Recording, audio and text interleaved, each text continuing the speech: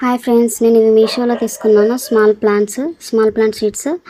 ఇవి బాగా కనిపిస్తాయి ఫ్రెండ్స్, ఇట్లా ఇంటి దగ్గర పెట్టుకుంటే. సో అందుకని తీసుకున్నాను. ఇవి ఇలా చిన్నగా సీడ్స్ వచ్చాయి. దీని పేరు వచ్చేసి లార్క్స్పార్. సో ఇవి నేను పెడుతున్నాను. పెట్టినాక ఎన్ని డేస్కి మొలకలు వస్తాయో చూద్దాము. ప్రజెంట్ అయితే పెడుతున్నాను. మొలకలు వచ్చినాక మీకు అప్డేట్ ఇస్తా ఫ్రెండ్స్. ఇలా గ్లాస్లో పెడుతున్నాను, మట్టి తీసుకొని గ్లాస్లో పెడుతున్నాను. తర్వాత షిఫ్ట్ చేయొచ్చు అని చెప్పేసి.